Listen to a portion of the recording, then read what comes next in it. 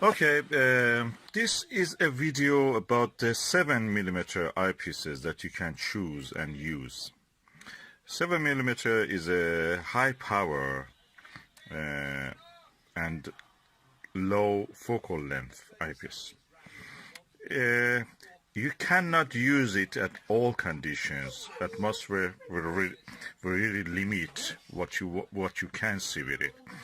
But it's not as bad as some of the 2.3, 3, 4, 5mm eyepieces, or is not as wide angle as 12 or 10mm ones. Something in the between, which you can use on targets like the moon, the planets like Jupiter and Saturn.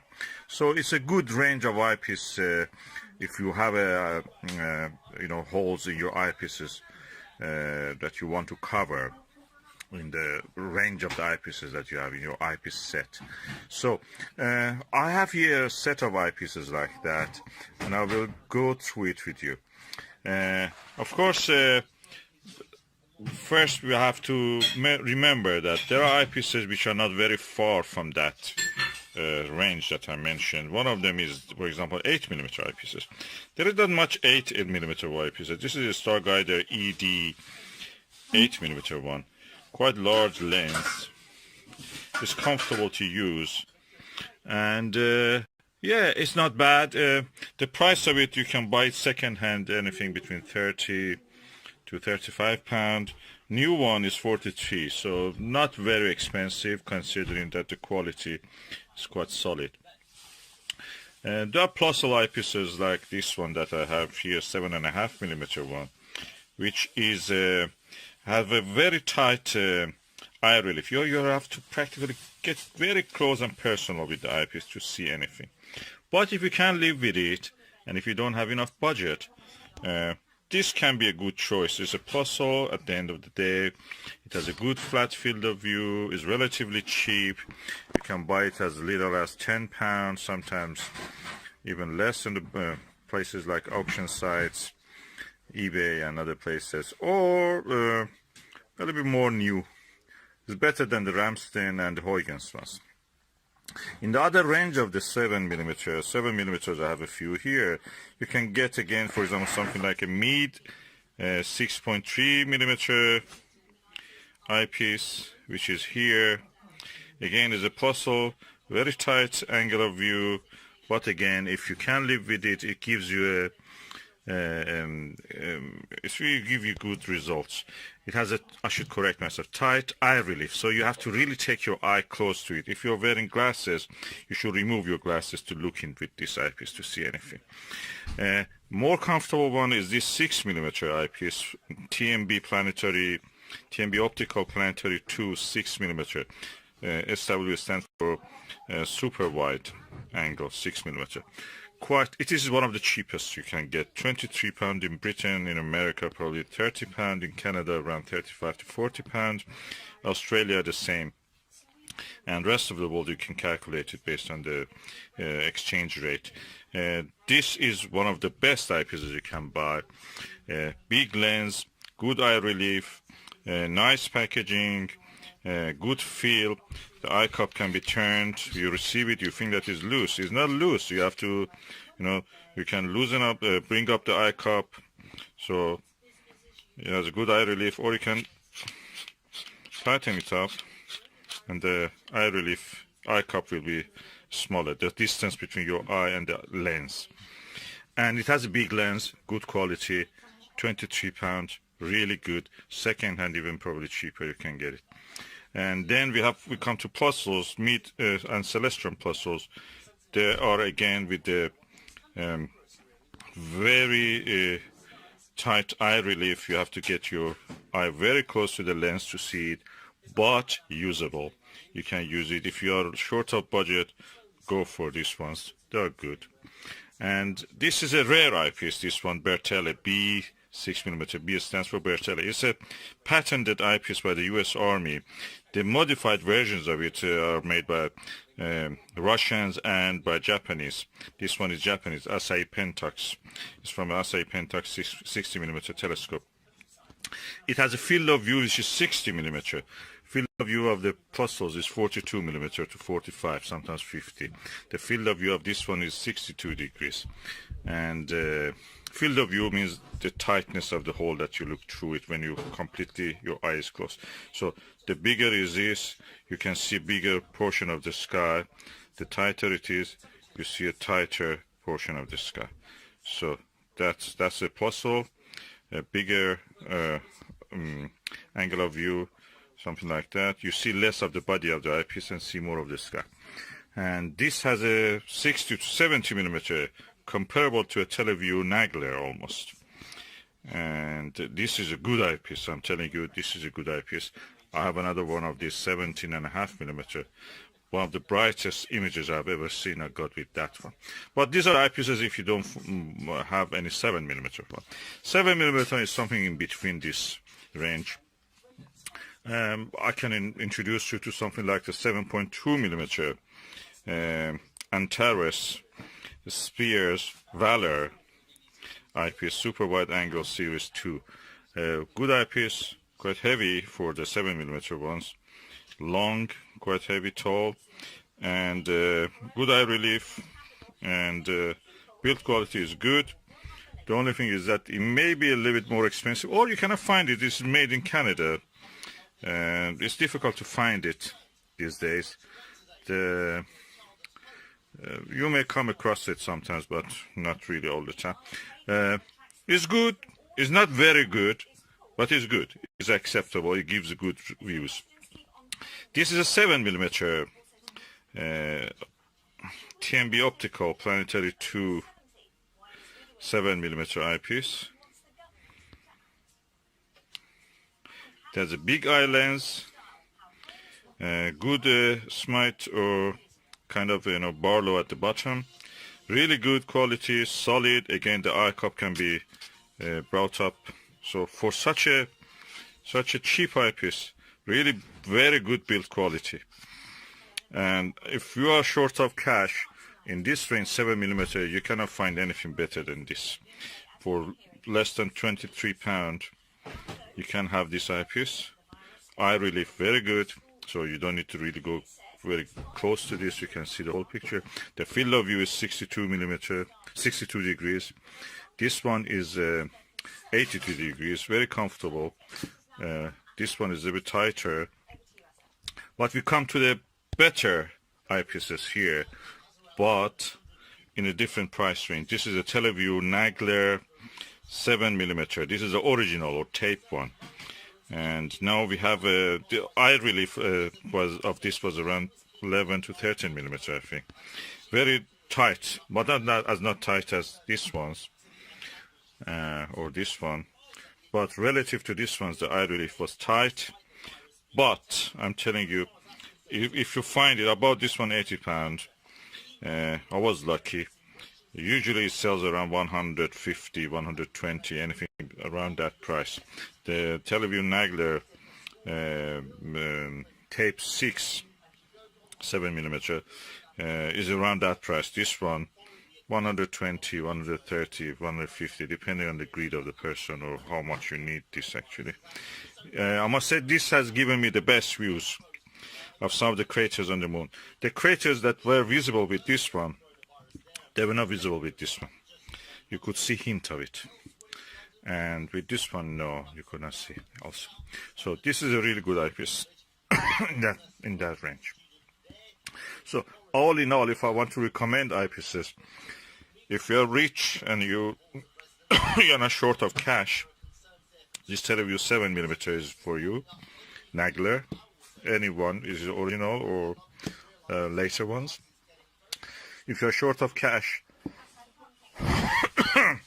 this one is good.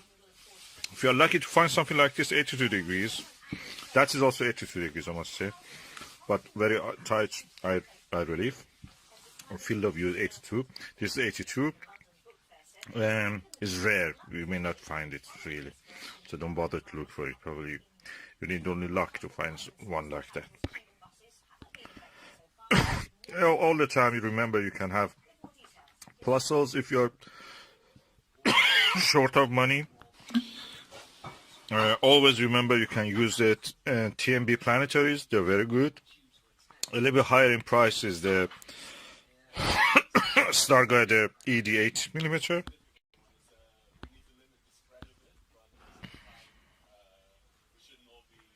And all these Plossls, if you're really short of money, they will work for you. They will serve you. You can use them. You can observe with them. They're not bad. They're good. They're basic, but they're good. You don't need a lot to spend. If you don't want to spend a lot of money, you just want to see that a few things occasionally, there is no reason to spend a lot of money like this one, £150. You can spend a reasonable amount, a low amount of money just to have this and enjoy it a few times. The occasions that you can use this really high power eyepieces is limited. You may not be able occasionally see anything good, any good targets with them. So these will serve you also, don't worry about it. Bertele, if you find it, get it. If you cannot find it, that's it, forget it. You don't find this. These are not very popular. It's patented by the US Army. Anybody else makes some modifications on them, including TeleVue. US Army in this sense have been very stingy with this. They don't let the people use this design. They use it for their own optical instruments, or probably they're not using it even nowadays. So this is a category of the 7mm eyepieces that I have, and I think number one is this. For money and budget, this. If you're lucky, you get this one. This is cheaper than that, almost half price as that. Although about is £70, that one £80. But I was lucky in that sense. 8mm also will serve you well, ED. And Plossl is always available, cheap, better than Ramster, Huygens. When I was a kid, I only had Huygens. These were really a dream to have such a thing. These are good. By today's standard, they're very cheap. On this one, you may not find it.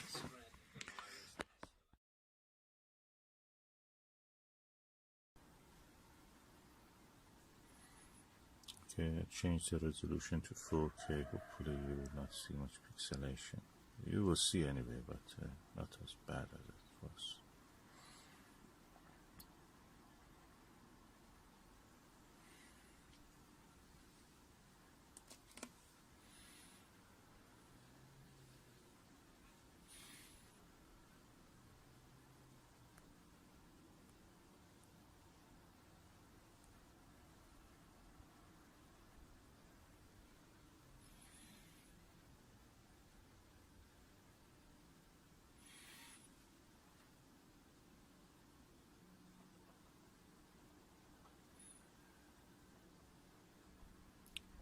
What you see is now passing the center of the picture, hopefully, is what is called as Aristarchus plateau.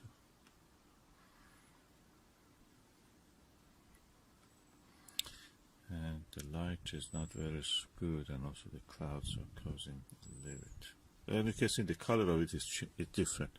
So one of the olivine-rich area. Olivine is a metal that the mineral that exists in the mantle area of the planet's crust, mantle, core, if you remember.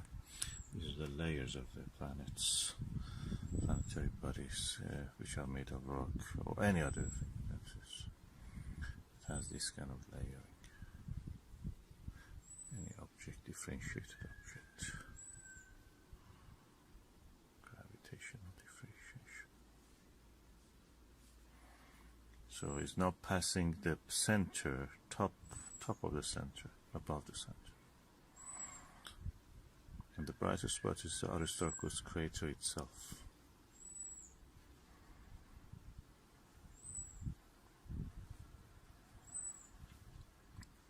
And to the lower part of the image you can see the Reiner gamma. Oh, suddenly it becomes so clear. Try to bring it to the center. Yeah, it's now right dead center.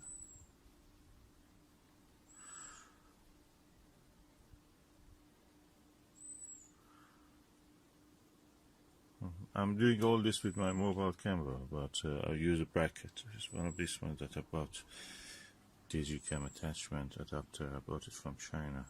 Really, I'm happy with the result.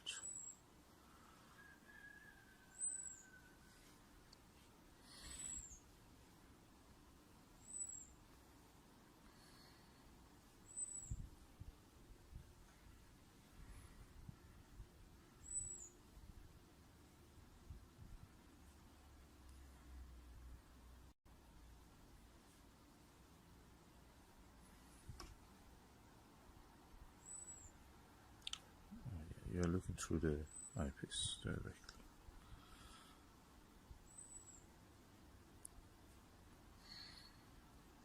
Just enjoy the view. And yeah, good as a map. All these lunar features are created by impact. Circular features are called crater. The craters to me are superficial because what you see is the geological feature like mountains, faults, even faults. I've seen some faults, can you believe it, and some thrust faults and faults. You have to look for them. And as my skill in digiscoping increases, I will try to show you more of these features. Aristarchus again is at 2 o'clock, and at 2 o'clock or 3:30 you can see the tiny dot of the Rhino Gamma, that magnetic anomaly. The superficial feature, they say that is because the soil of the moon, the lunar soil in that part, due to the magnetic field, could not be weathered, blackened, darkened by the solar wind, and that's the reason they have remained bright. They deflect the charged particles. You know that charged particles deflect in the magnetic field. So if there is a magnetic field there, all the week, it is working. So the interesting anomalies. You can imagine if you're a science writer, science fiction writer, you can write about that. Is a city or something trying to protect itself from the damaging and carcinogenous effects of the sun and magnetic storms from the sun. Yeah, that's actually I made a good story, you know. If you're writing, write it. You can write, just give credit to me, Hertfordshire.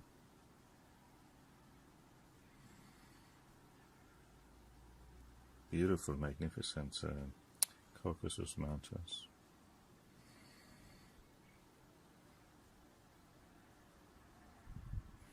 The moon is spherical. Clearly you can see when I focus on the edge of the picture, the side of it is out of